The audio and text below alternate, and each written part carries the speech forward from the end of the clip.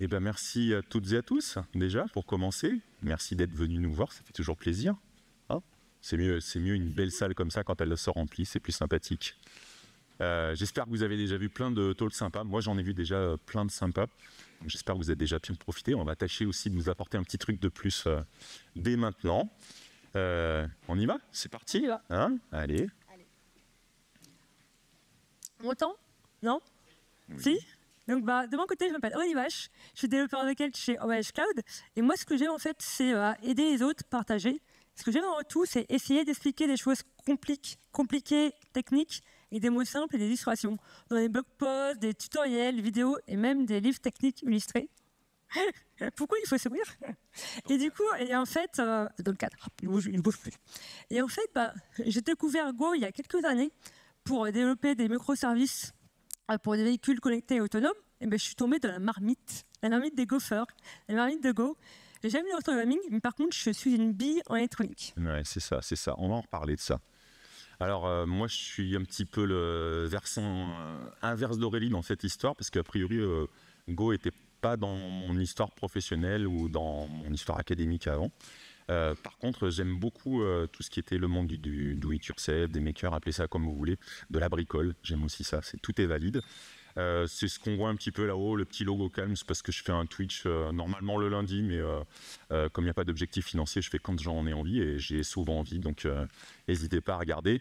Il se trouve que j'ai un petit lien avec la superbe organisation, merci du DevFest ici. On n'a pas de DevFest à Lyon, qui sait, ça peut venir. Donc avec mes camarades Louis Tournaire et Philippe Charrière, qui a un talk juste avant là, qui a eu lieu là.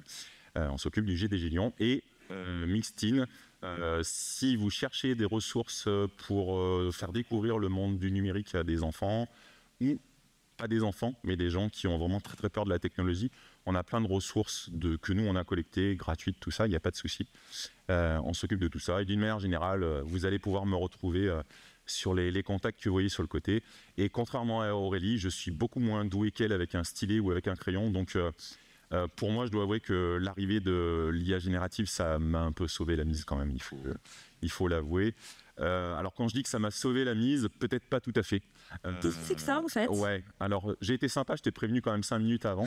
3 minutes avant. J'étais en salle speaker, on a eu une grande conversation, parce qu'on est quand même dans un pays un peu étrange. Moi je suis de Lyon, attention, le premier qui me traite de parisien, ça va mal se passer. Et on a voulu savoir en fait qui avait raison. Pain au chocolat ou chocolatine. C'est chocolatine, c'est vrai. Et en fait, pour départager avec toute la vague de l'IA, on s'est dit on va demander à une IA. Pour ceux qui sont super curieux, je vous donnerai la réponse à la fin du talk sur quelle est l'image qui est issue du mot chocolatine et quelle est celle qui est issue du mot pain au chocolat. Et c'est assez surprenant. Mais il ne sait toujours pas faire de pain au chocolat au final ou de chocolatine, comme vous voulez l'appeler. Je pense que la représentation était quand même assez aléatoire. On va commencer avec un petit côté un petit peu historique, comment Aurélie et moi-même on a découvert TinyGo. Donc je disais que moi j'avais pas a priori touché, c'est pas a priori, je n'ai pas touché à l'univers et l'écosystème Go dans un premier temps. Et on revient au GDG, l'année où on a fondé le GDG à Lyon, Cloud et IoT. C'était l'année où Google rassemblait tous les organisateurs de GDG d'Europe à Lisbonne. Et il y avait un certain nombre d'ateliers et d'activités. Et une des activités, c'était avec ce monsieur qui s'appelle Ron Evans, que vous allez trouver sur différents réseaux sociaux avec le nom d'Ed Programme, qui présentait un atelier avec une petite Arduino que vous avez là-haut, une Arduino Nano 33 IoT. Alors pourquoi IoT? Parce qu'il y a du Bluetooth et du Wi-Fi. Des fois ça suffit, hein, les grands mots, il n'y a pas besoin de grand chose. Et il avait sa superbe mascotte Gopher Inu rose avec son casque de Cylon et tout ça. Enfin, c'était... on a fait voler des drones et tout ça. Enfin, je dis moi, j'ai rien fait du tout parce que je suis arrivé avec une machine, avec une version de Linux à l'époque où il y avait un problème avec TinyGo. Mais j'ai passé un très bon moment avec son assistant de l'époque, Daniel Esteban, Conero, sur les réseaux sociaux, dont on va parler juste derrière, qui était doctorant à l'époque, qui m'a aidé à faire une pull request dans un langage que je n'avais jamais touché de ma vie. Un petit bond en avant 2020. Superbe année, magnifique année. Comme tout le monde, quand les vacances sont arrivées, envie de grand air, plein de promesses et tout ça. Donc j'ai J'ai juré à ma femme que, coucou, on est en direct, je suis mal, parce qu'elle doit être en train de regarder en plus aujourd'hui pour une fois, et à ma maman, j'ai oublié. Voilà. C'est important les mamans, toujours. En 2020, j'ai dit non, je prends pas d'ordinateur. Ouais, tu bluffes. Ben, j'ai pas pris d'ordinateur, j'ai pris un iPad. C'est pas un ordinateur. Et en fait, si vous voulez, le derrière de toute cette histoire, c'est aussi parce qu'on avait beaucoup échangé avec Philippe et on cherchait à l'époque des solutions pour développer avec un iPad. On avait fait plein de choses et on a un petit environnement, moi, qui m'a permis de découvrir le langage Go. Et j'avais utilisé essentiellement Exercism, qui est une plateforme qui vous permet d'apprendre certains langages. Et j'en avais fait une petite série d'articles de blog qui sont allés jusqu'à l'année qui a suivi, où là, j'ai amené un ordinateur, j'ai pleinement assumé. Un des objets que j'aimais beaucoup, c'est la paille gamer, qui est un produit de chez Adafruit. Si vous voulez bricoler plein de petites choses, c'est un des fournisseurs dans le monde qui fournit à la fois des produits que je trouve sympas, mais après il y en a d'autres. Par contre, ils ont vraiment une super approche de fournir des guides, des tutos et du contenu.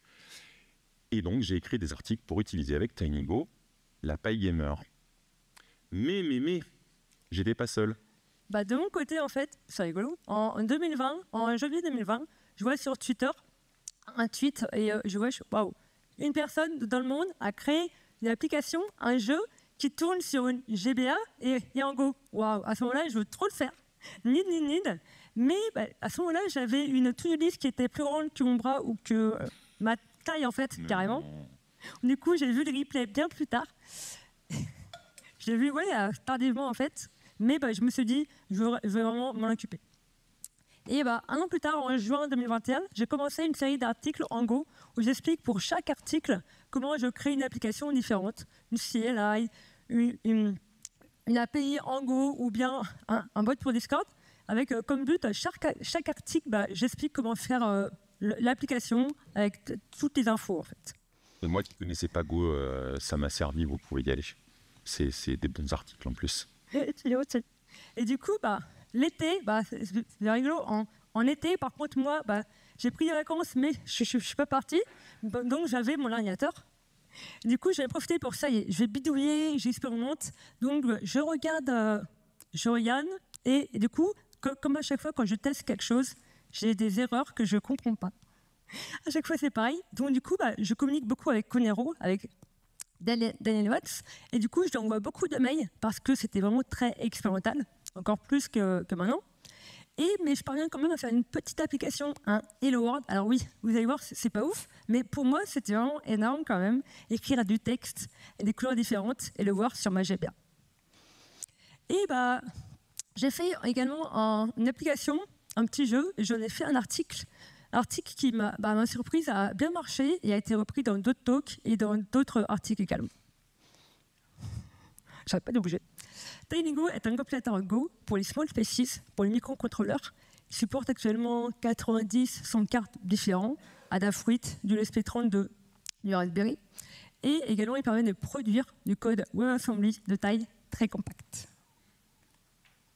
Et le 7 juin 2018, le premier commit est né grâce à Heike. Alors, je ne vais pas faire l'affront de prononcer son nom de famille avec mon bégaiement et tout, ça ne va pas le faire. Je vais contacter pour savoir comment prononcer son nom correctement. Je veux pas. Donc, grâce à Heike, un grand monsieur, TinyGo est né.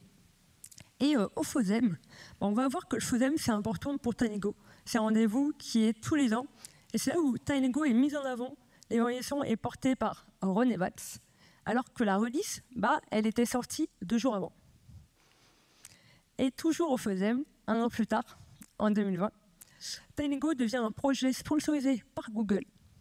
Et l'arrivée du support de WebAssembly, cela confirme le succès de TinyGo. Et même si le nom de star, ça signifie peut-être pas grand-chose, quelques années plus tard, le projet sur GitHub a dépassé les 15 400 et quelques stars en fait. J'ai pas regardé juste avant pour savoir exactement. J'ai regardé où. Tu as bien fait. Donc du coup, c'est vraiment génial. Alors après, quand on parle de TinyGo, il y a forcément Go qui est lié d'une manière ou d'une autre.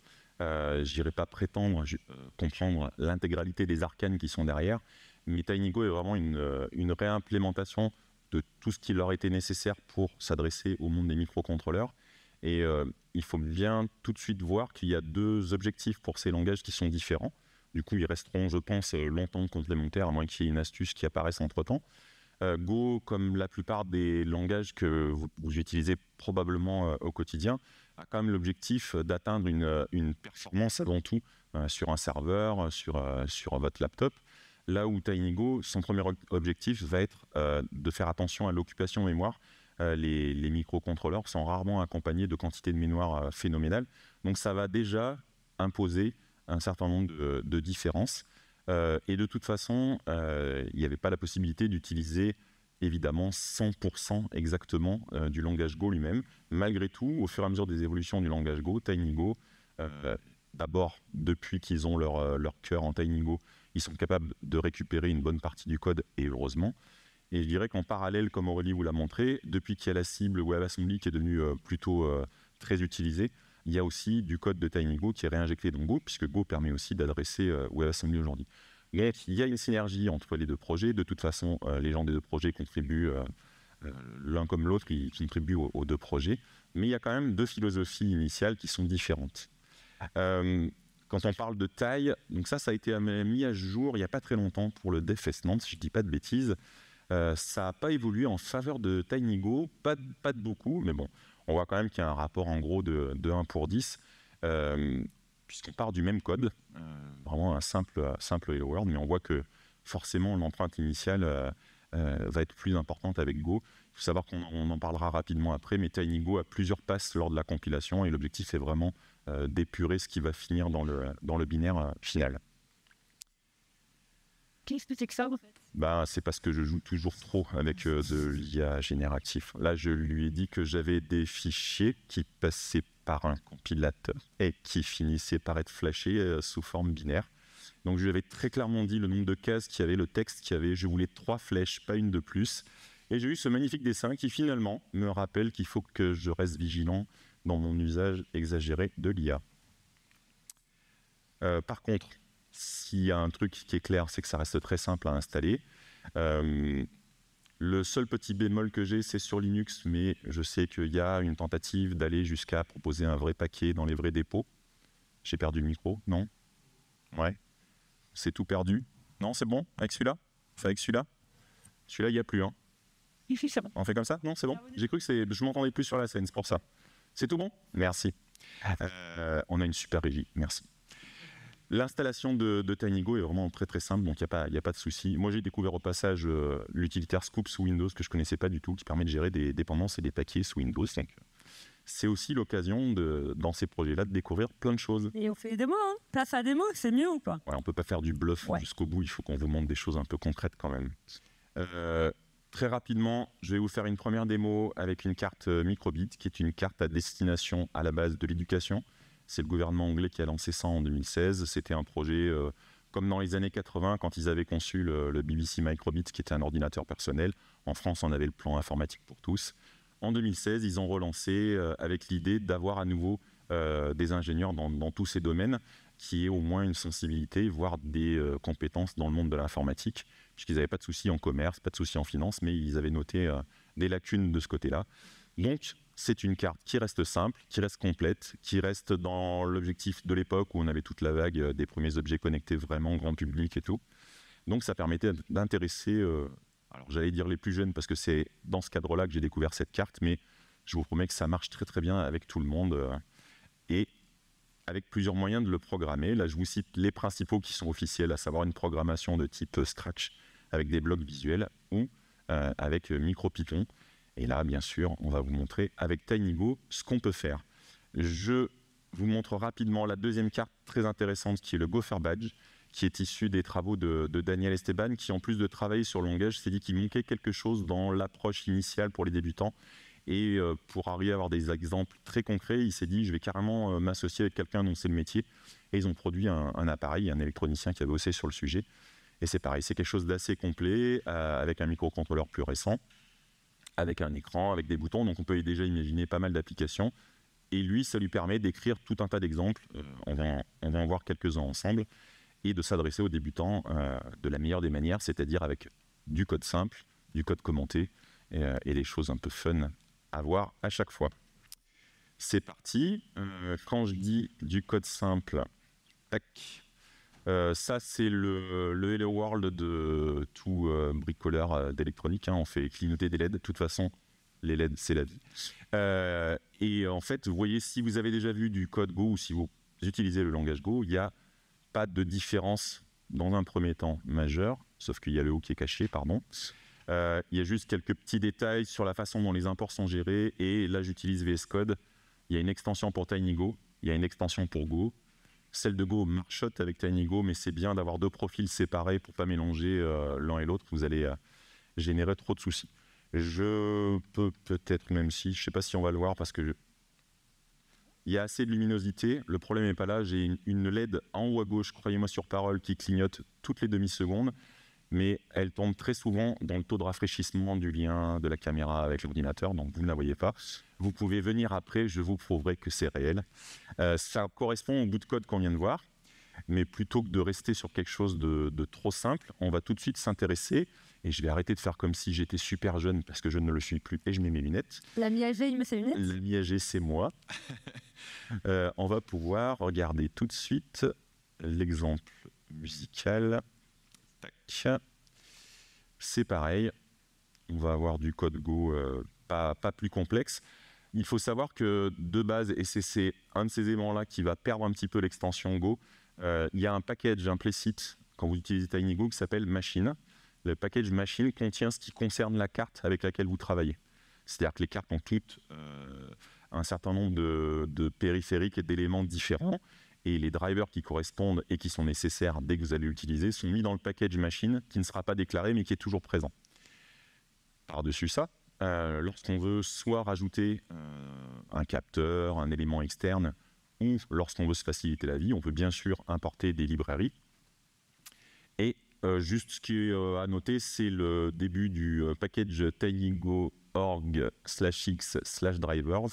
Le projet sur GitHub, c'est l'endroit où on centralise tout ce qui existe comme driver pour tous les composeurs que vous pouvez imaginer.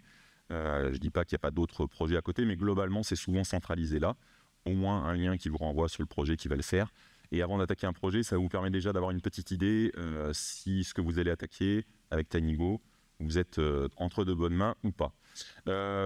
C'est un exemple qui va faire un petit peu de son, un petit peu de bruit. Donc c'est pour ça qu'il y a un package au début qui s'appelle Buzzer, qui va me permettre d'avoir quelques méthodes plus simples. Sinon, c'est telle fréquence pendant tant de temps. Ça s'arrête là. Vous parlez à un élément qui va produire du son. Et j'ai rajouté, parce que je voulais descendre plus bas que ce qui était proposé, je voulais quelque chose d'une notation musicale qui n'était pas dans le package Buzzer. Voilà. Et l'usage après, vous avez un tableau de notes que vous allez vous contenter de jouer avec le fait que Buzzer vous permette d'émettre des sons. Je vais quand même vous montrer au passage un truc qu'on n'a pas regardé encore, qui est, et là je l'ai dans le README juste à côté normalement, parce que ma mémoire est défaillante et que c'est souvent là que je me fais des blagues. Hop, la petite commande. Donc TinyGo, la CLI permet plusieurs choses, on va dire. Les deux grandes choses principales, ça va être la commande flash, qui va permettre de compiler le firmware, puis de flasher votre microcontrôleur. Mais il y a évidemment une étape qu'on verra avec tout à l'heure les exemples et les démos d'Aurélie, où on s'arrête à la phase de build et il y a une autre façon de procéder. Vous indiquez le paramètre target, c'est là où il faut se référer au site de TinyGo avec la liste des cibles qui existent aujourd'hui. Et vous lui donnez le source que vous voulez flasher. Le G, normalement, on est sur le bon. Je ne sais pas si celui-là marche aussi. Voilà. Tout le monde a reconnu la musique du film Star Trek, bien sûr. Oui. Voilà. Ceci étant dit, je m'amuse beaucoup avec ça. Je reviens à mon association Mixtine quand vous avez 20 ou 30 enfants dans une pièce. Voilà, je ne dis pas plus. Vous pouvez aussi vous amuser avec eux, mais ça va être plus compliqué à gérer, mais c'est sympa. Donc voilà, les deux démos que je voulais vous montrer avec la carte microbit. Tu me dis Aurélie, si tu sens que je suis en train de prendre trop de temps, tu n'hésites surtout pas à me le dire. Je vois pas le chrono là où il est, je te fais confiance. Super. Et rapidement, vous aurez tous les liens à la fin. C'est le fameux repository où il y a tous les exemples qui vont aller avec le Gopher Badge. Gopher Badge qui, pour me compliquer la vie, en fait, à l'arrivée, ça la simplifie, est en USB-C, non pas en micro comme j'étais jusque-là. Hop. Et comme je suis un mauvais élève, autant j'ai fait attention à la microbit, autant là, je ne me rappelle plus l'application que j'ai mis dessus, on verra. Bon, il y a de la lumière, c'est joli, je vous le montre après. Donc le repository a deux zones. Il y a une zone vraiment de tutoriel qui va vraiment prendre des choses très simples, individuelles, et puis toute une série de petites applications qu'il a écrites à côté. On est toujours sur du code toujours aussi simple. Je vous montre rapidement ce qu'il en est. On va faire appel à ce coup-ci. Vous voyez le package machine que je n'ai pas déclaré. Il a néanmoins un certain nombre d'éléments. Ici, il sait qu'il a deux LED sur lesquels vous allez aussi pouvoir programmer la couleur, donc des néopixels en l'occurrence. Et vous allez avoir toutes les méthodes qui vont ensuite aller avec. Vous déclarez... Alors, c'est un choix qui a été fait de conserver le driver qui permet d'adresser, vous savez, ces bandeaux de LED où il peut y avoir 5 mètres de LED. Donc, on déclare une bande de LED, même s'il n'y en a que 2. Ça fonctionne de la même façon. Et après, on va se contenter de changer la couleur en alternance. Je vous flash ça rapidement pour vous montrer qu'il y a une cible dédiée. Hop. On va copier le début, normalement ça doit suffire. Là, on est sur le 2. Hop. On est bon. Est-ce que je suis dans le bon répertoire? Oui. Est-ce qu'elle me surveille? Parce que je lui ai déjà fait le coup l'autre fois de... Ça ne marchait pas, mais je n'étais pas dans le bon répertoire. Je me suis fait gronder. Elle avait raison. Voilà. Et on peut passer. C'est pas vrai, c'est pas un monstre, elle est adorable. Donc voilà ce que je vous illustrais tout à l'heure. Et en plus, ça marche, n'empêche. Voilà. C'est cool. Et ça marche, ce qui est rassurant quand on fait des démos, bien entendu. Très rapidement, je vais juste vous signaler que parmi les exemples, il y a bien sûr des exemples qui vont s'occuper du petit écran qui est embarqué, des exemples avec les touches. Et pour vous dire, les sujets qui préoccupent Daniel et quand il a envie d'aller très loin, est-ce que c'est l'exemple 9? Que je ne dise pas de bêtises, sinon voilà, c'est ça. Donc il y a aussi la capacité, mais c'est vrai, quels que soient les langages, quelle que soit la plupart des microcontrôleurs, la possibilité de faire en sorte que votre microcontrôleur se comporte comme un périphérique USB. Donc au choix, c'est fun ou c'est dangereux. En tout cas, vous pouvez faire en sorte que ça apparaisse comme une souris. Donc là, il y a un accéléromètre à l'intérieur. Vous programmez la récupération du capteur de l'accéléromètre et vous déplacez la souris avec le badge. Ça n'est qu'à des fins de compréhension de comment ça marche. C'est bien sûr pas du tout ergonomique, mais ça permet de le voir. Donc voilà. Et le dernier axe, c'est pour ça que j'introduis cette partie USB dans le package machine du Gopher Badge. Il y a aussi toute une librairie pour gérer comme si le badge était un périphérique MIDI. Et donc là, il y a plein d'applications musicales un petit peu plus avancées que la petite musique de tout à l'heure. Voilà. Et je suis là jusqu'à ce soir. S'il y en a qui veulent voir d'autres exemples, il faut trouver un endroit où je vous montre d'autres exemples, il n'y a pas de souci. Et je te passe la parole, car tu as des démos intéressantes à nous montrer également. Oui. Alors, de mon côté, je tenais à vous montrer la raison de pourquoi je suis ici, la raison de pourquoi je me suis mise à TinyGo. En fait, j'aime le rétro gaming, et spécialement les Game Boy Advance. Et en fait, à l'époque, il y a eu 3 Game Boy Advance en vérité. La première du nom, je ne sais pas s'il y en a qui l'ont connue, qui ont joué. Je suis contente, ça pas mal de gens. Donc la première, une de mes préférées. Après, ils ont fait la GBA SP, celle qu'on va vous montrer, qui a un écran rétroéclairé. C'est mieux en fait, parce que je me rappelle, moi, quand on jouait à la Game Boy, quand on était par exemple dans la voiture, on jouait à Tetris, quand il y a un lampadaire, on voyait. Quand il n'y avait plus, on voyait plus. Donc c'était embêtant. Là, avec un écran rétroéclairé, ça a permis quand même de jouer mieux. Et la troisième, je ne l'ai pas mis sur la photo, c'est un GB Micro, je ne l'ai pas en fait. Donc je fais un petit appel. S'il y a des personnes qui ont un GB Micro et qui est dans un placard ou dans un carton, qui ne servent pas, je serais ravi de m'en occuper, de lui donner une deuxième vie. Je vais faire des câlins. De qualité. Oui, ils sont bien chouettes. Donc on va parler un petit peu de la configuration du matériel. Une GBA, elle a un écran de 240 x 160. C'était vraiment bien sympa à l'époque quand même. C'était déjà bien. Avec de la couleur, c'est mieux. Avec un pad, avec des boutons A, B, L et R sur les côtés, et boutons Start et Select. Et un corps ARM 7,5 32 bits qui permet de faire pas mal de choses déjà. Alors, puis c'est un nom qui sonne quand même, Black. À prononcer, c'est dur, mais j'espère arriver. Alors, je vais vous montrer les 3 démos que je vais faire et après je les ferai.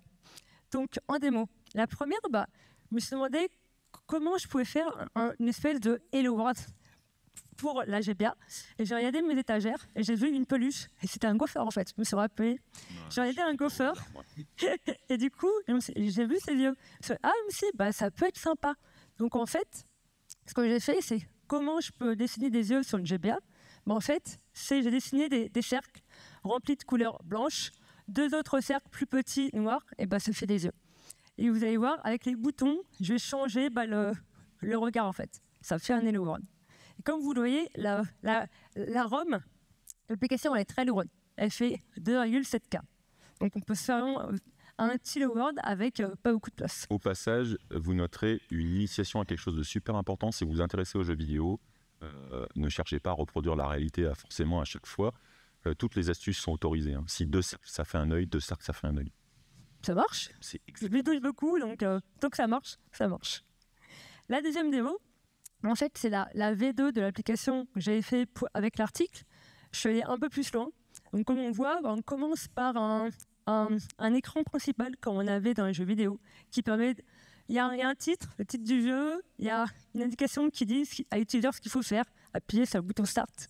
Et après, on va manipuler un petit gopher. Et on va voir que, vu qu'il n'y a pas le support des sprites, j'ai dû trouver une feinte pour faire bouger un petit gopher. Et là encore, deuxième leçon du monde du jeu vidéo. Un bon jeu vidéo est fait par un développeur passionné. Toujours. Qui a beaucoup de créativité. Et la troisième démo, toujours, je regarde mon étagère et j'ai vu un télécran. Je fais oh. Alors même si sur un télécran petit, même sur le petit écran, ça peut être bizarre, je me suis mis au défi de faire un télécran sur la Game Boy. Et franchement, j'ai adoré le faire.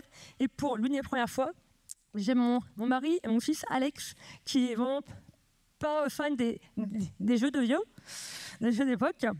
Et du coup, ils ont y joué. Donc du coup, ça fait plaisir. Et pareil, bisous Lolo et bisous Alex. Il est malade aujourd'hui. Donc voilà, place aux démos. Mais je t'en prie. Est-ce que tu as besoin d'un coup de main ou est-ce que tu as tout ce qu'il te faut? Alors, je vais essayer de lâcher ce micro-là et de parler. Est-ce qu'on m'entend là en fait? Ouais, et ça va le faire. On va passer à la caméra. Ouf. Ouais, c'était là. Alors en fait, comme vous voyez, il y a la GBA de Titi et la mienne. La différence, c'est quoi? Il y a quelqu'un qui respecte le modèle d'origine et l'autre qui aime beaucoup s'amuser. C'est qui ou c'est pas. Du coup, en fait, là, contrairement aux démos qu'on a vues où Thierry utilisait TinyGo Flash, moi, j'utilise la commande TinyGo Build. Je build l'application en local sur la machine. Et après, grâce à un petit appareil, c'est une Easy Flash de Omega. Elle contient une carte micro SD. Donc, je build en local. Je copie la ROM, le homebrew, la ROM, ce que vous voulez, sur la micro SD. Et je la mets comme une cartouche de jeu, en fait.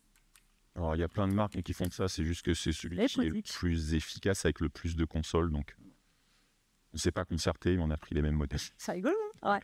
Alors, attends. On l'allume déjà. Est-ce qu'on l'entend? C'est un petit kiff ou pas?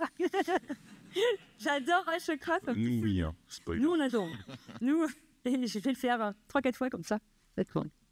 Donc, en fait, on va commencer par AI. Alors, je vais essayer. Ah ouais. Merci beaucoup. Merci beaucoup. Super. En fait, donc, comme on voit, c'est les petites figures géométriques. Si j'appuie sur le pad à gauche, je reviens à gauche. Ça rend bien ou pas? Ouais. J'en ai pas. C'est le ouais, là. Mesdames et messieurs, Aurélie. 20 ans de carrière quand même. Allez, voilà quoi. Si j'appuie sur Start, normalement c'est au milieu. Ouais. Donc c'était la première démo, le Hello World à la Aurélie. Quand un bidouille, on essaye de faire les choses. Et si quelqu'un connaît l'astuce, il est censé avoir une combinaison de touches avec cet outil pour revenir au menu et on l'a pas trouvé. Ouais, on l'a regardé et on a tout fait pour, mais ça n'a pas marché. Donc c'est pas grave, on écoute à chaque fois le son. Oh là là. Mince. Et, donc le deuxième, c'est la petite appli, la V2. Donc il y a le petit écran de démarrage, bouton Start, ok, je vais appuyer sur Start. Et après, je vais manipuler un petit gopher. Il va à gauche. Alors, avec le rafraîchissement, je ne sais pas si on voit bien. Je pense que si. Il va à droite. Si. En bas. En haut. Et même, si j'appuie sur le bouton, on va sauter. Avec le rafraîchissement. Ouais, c'est pas simple. Hein. Ouais. Venez après, on y verra ensemble. Et après, j'ai changé les couleurs avec le bouton L et R. Hop. Et je reviens. On peut même revenir au milieu. Donc ça, franchement, je me suis amusée à la faire. Et comme... Tu t'es amusé à faire ça, alors. Et comme il n'y a pas le support de sprite, je vais vous montrer après le code qu'il a fallu pour manipuler un gopher sur le GBA. C'était rigolo à trouver comment. Et la dernière, je ne sais pas combien de temps on a, donc on verra bien, c'est le fameux télécran. Alors, tu peux me dire combien de temps il reste à peu près qu'on sache? 9 minutes, c'est parfait. On est large. Je vais accélérer un peu. Donc le petit télécran, alors là, c'est dommage qu'on ait que 9 minutes, parce que moi, je m'amuserais des heures et des heures, en fait. Non, ça suffit maintenant, on en a déjà parlé. Je peux la lâcher, donc vous voyez, franchement, avec, on va voir un peu de ligne de code, on peut faire des trucs super sympas. Et en Go, quand on fait du Go pour son entreprise et après à la maison, bah, c'est sympa de l'utiliser autrement. Hop, je vais être là. On va voir un petit exemple vite fait de code, je prends les coups. Il n'y a pas... Alors, je vais vous montrer juste un petit truc. En fait, donc, comme on l'a vu, le package machine, là, on utilise des librairies TinyDraw qui permettent de faire des figures géométriques. TinyGBA, je vais vous parler juste après, qui est le fruit de mes expérimentations, le fruit du code que j'ai fait. René Valls a pris le code, les exemples, les apps que j'ai fait, on a fait une librairie. Et maintenant, c'est plus facile de faire des petites applis en TinyGo pour GBA. Pas souffrant. Je suis souffrant. Donc là, on peut faire le petit cercle field rempli avec la couleur que l'on veut, avec la taille et coordonnées XY. Ensuite, je vais juste vous montrer une autre partie intéressante. Dans le code du Gopher, on utilise une autre librairie qui est donc TinyFont, qui permet de l'utiliser du texte, de la police, plusieurs. Et comme vous voyez, j'ai utilisé une fonte qui s'appelle Gopher.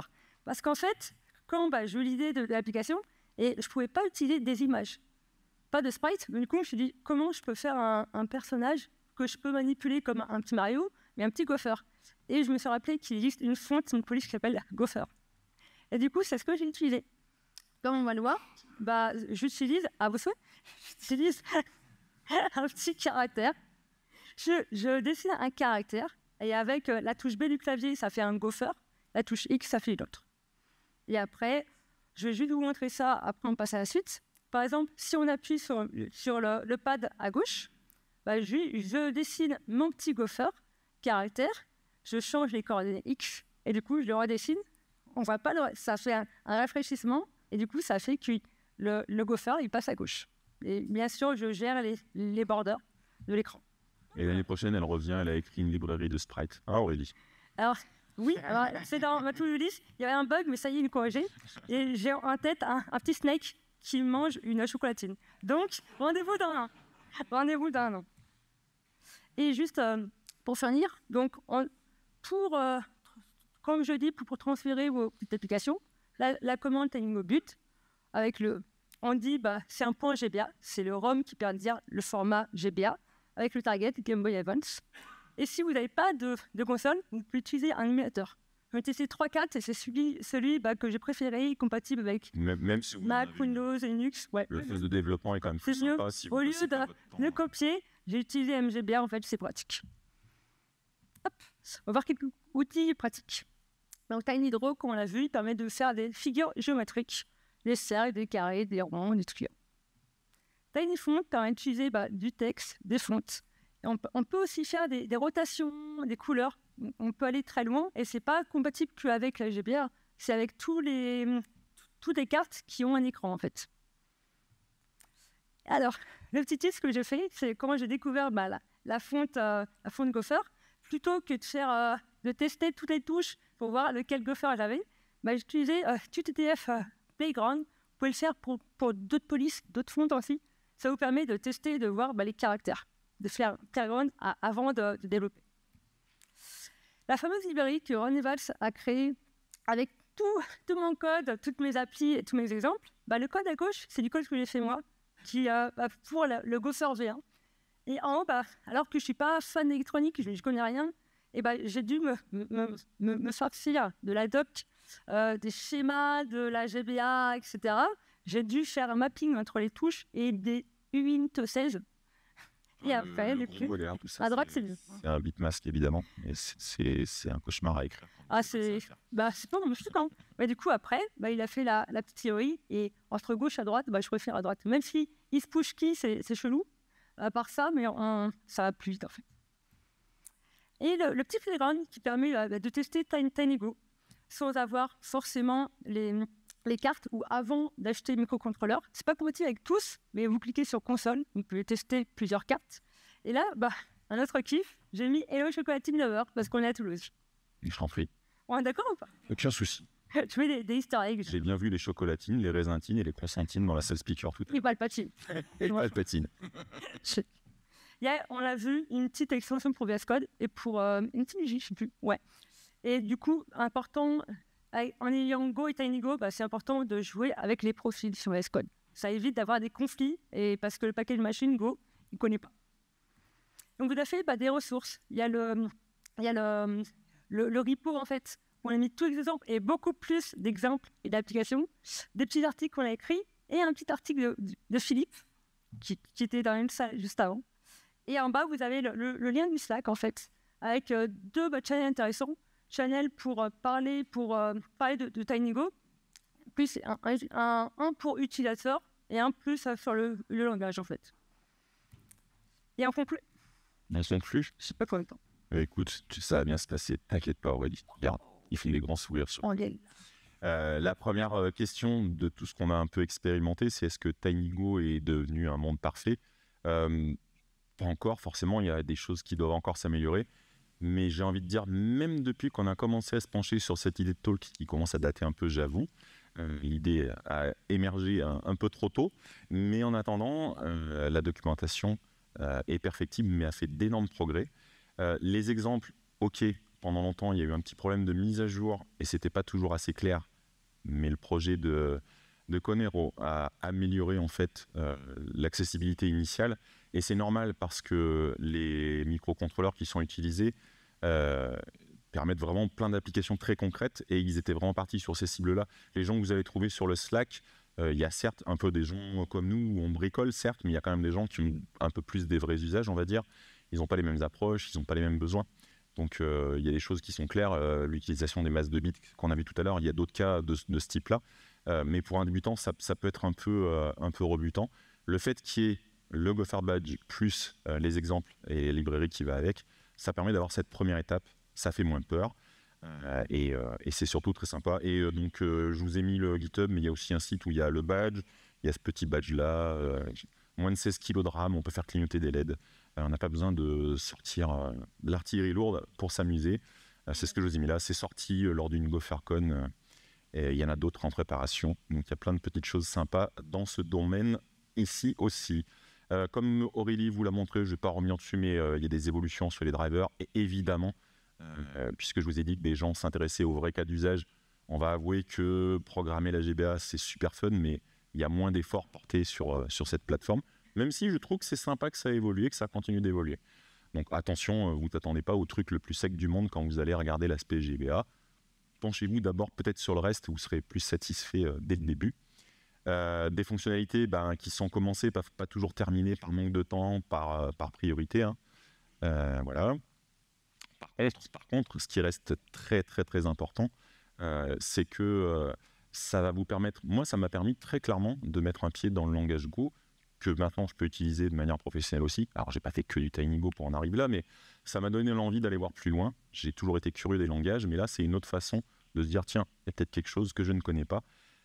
Ça permet, malgré tous les mensonges qu'elle vous a dit au début, Aurélie, en fait, elle commence à s'intéresser à l'aspect électronique aussi. Donc, c'est une curiosité différente. Spoiler, je vous jure que ça ne mord pas une LED ou des choses simples. Vous allez vous amuser, découvrir un univers passionnant. Et évidemment, faire vivre une GBA. C'est tellement cool, en fait, de faire vivre un objet qu'on a eu avec un programme qui est pratique à faire. Donc, faire vivre sa GBA, c'est tellement cool. Mais je suis d'accord. Donc maintenant, j'ai envie de dire... c'est à vous de jouer. Et ils me semblent motivés, il va se passer plein de trucs, on va recevoir plein de messages, de projets de dingue et tout. Non, vraiment, amusez-vous, c'est vraiment l'occasion. Il n'y a pas un gros investissement ni en temps ni en matériel à faire et je vous promets que vous allez vous amuser. C'est effet garanti, c'est ça. Merci beaucoup.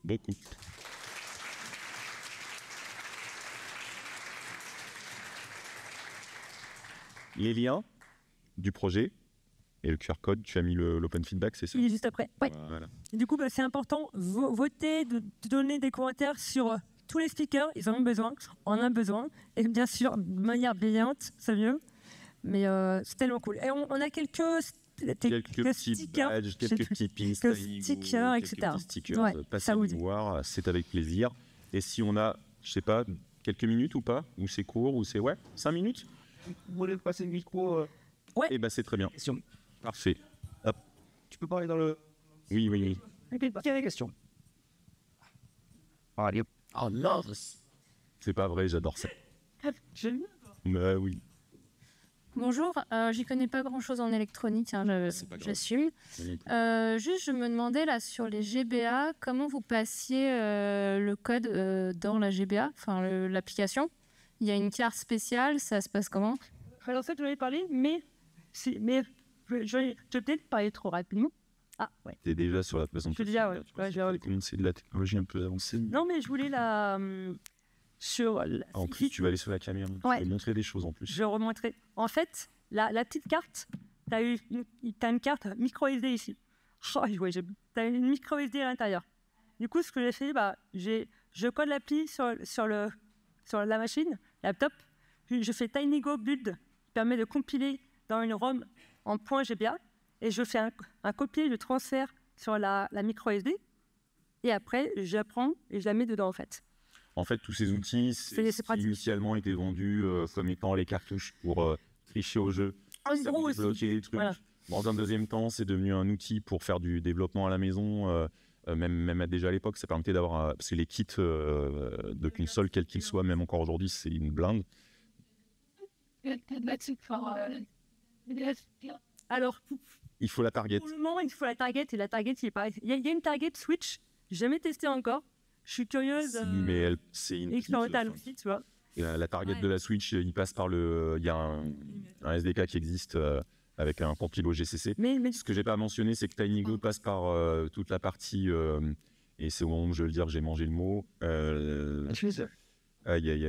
LLVM, c'est ça, hein, la partie compilation qui permet en fait d'avoir cette étape intermédiaire où il y a la création de votre arbre binaire, puis dans un deuxième temps, de cibler la destination à laquelle vous allez linker.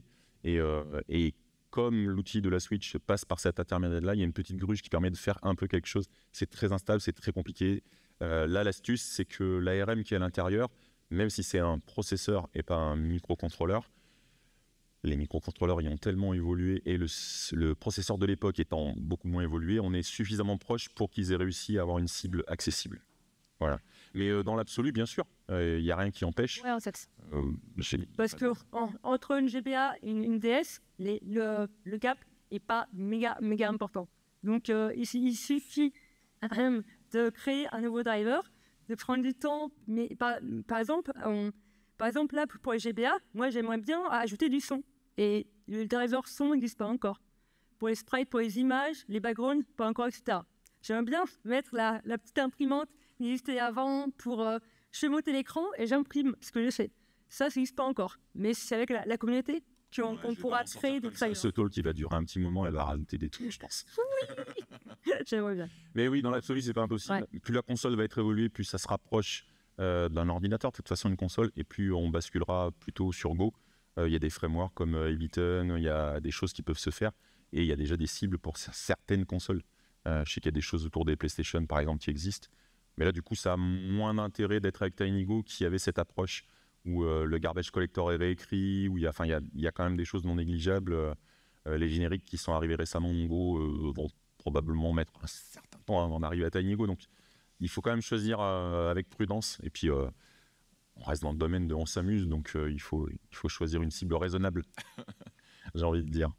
Est-ce qu'il y a d'autres questions? Merci en tout cas. On a atteint le timing, mais comme c'est juste une pause après, c'est la dernière, il n'y a plus que de l'eau. Si jamais vous voulez... Moi j'ai encore le micro. Répondre aux questions, s'il y en a qui veulent sortir, allez-y, il n'y a pas de souci, faites pas trop de bruit, c'est une question, mais je ne vous bloque pas dans la salle non plus. Ouais, moi j'ai une question plus terre à terre. Moi je connais pas mal tout ce qui est Arduino, etc. Donc là on adresse un peu la même cible, mais aujourd'hui du coup, parce que côté Arduino ou ce genre de choses, il y a beaucoup de librairies, il y a beaucoup de choses qui fonctionnent bien, une grosse communauté, beaucoup de documentation. Est-ce que le fait d'utiliser Tinigo apporte une valeur supplémentaire par rapport aux mécaniques du langage ou d'autres choses? Alors, je ne connais pas très bien Go, donc je ne peux pas trop aller très fouiller là-dedans. Mais est-ce que c'est juste du fun pour du fun? Ça, il n'y a aucun problème là-dessus. Mais est-ce que vraiment, sur une utilisation derrière un peu plus poussée industrielle, on voit une plus-value à utiliser du langage Go pour cette approche microcontrôleur sur, je sais pas, de la gestion de la synchronie, ce genre de choses, et qui fait que vraiment, ça peut avoir un intérêt derrière un peu plus professionnel, quoi. Très clairement, aujourd'hui, les projets d'objets connectés, de vraies utilisations industrielles ou un peu... il y a aussi des éléments, comme on a vu dans la keynote ce matin, qui sont aussi de l'embarqué de ce type-là. Vous avez un compilo C terminé, fin de l'histoire. L'industrie tourne avec des compilos C, C++, pas dans certains cas. La réalisation industrielle finale est aujourd'hui, je ne sais pas le pourcentage, mais je dirais 90% sans trop me tromper. Par contre, toute la phase de prototypage est parfois faite par des équipes différentes. Ça peut aider à exprimer un besoin. Et là je parle de Tinigo. Moi, le langage que j'utilise le plus, c'est Python. Et j'utilise MicroPython et circuit de Python. Il y a déjà des choses qui pourraient aller en production avec ce langage. Ce n'est pas forcément le cas, mais ça serait possible. C'est plus... tu as un choix de langage, tu as des équipes qui seront plus ou moins à l'aise avec ces langages. Si ton travail, je pense, si ton travail c'est de produire un objet embarqué, je pense que tu vas rester sur les méthodes qui sont quand même éprouvées. Garbage collect, ouais. Une garbage collect, bon, oui. C'est vrai qu'aujourd'hui, avoir un langage qui permette une mécanique de garbage collect, une gestion de la mémoire dynamique, même sur de l'embarqué, où aujourd'hui on a de l'embarqué qui est de plus en plus puissant, ça peut avoir une plus-value, une vraie plus-value industrielle, quoi. Mais ça reste un point de différence encore un peu fragile, comme tu le dis. Ça va dépendre de ta cible réellement. Très clairement, le choix a été fait de garder un modèle mémoire proche de Go pour faciliter le portage de tout le reste. Mais il a quand même fallu réécrire le garbage collect parce que tu imagines bien que sur une cible comme ça, c'est pas possible. Et de toute façon, dès la documentation, on te dit si tu peux faire du statique, fais du statique. T'amuses pas trop à collecter tout. Maîtrise ta mémoire, c'est mieux. Pourquoi pas du Tinigo demain, Oui, voilà. Mais très clairement, moi je l'ai pris parce que j'aime explorer des langages et la plupart des utilisateurs sont plutôt dans ce cas-là. Et les cas où tu vas retrouver l'usage, c'est plutôt des équipes qui ne font pas de l'IoT, qui ne font pas de l'embarqué, qui font un autre produit, mais qui le font en Go et qui avant d'aller chercher des partenaires qui vont réaliser la solution, vont explorer déjà des solutions possibles. C'est plus là-dedans que tu vas trouver des solutions. Et par contre, WebAssembly, Tinigo aujourd'hui, le cas d'usage le plus, on va dire le plus professionnel, ça va plutôt être ça. On peut les applaudir. Merci à vous. Merci. Merci.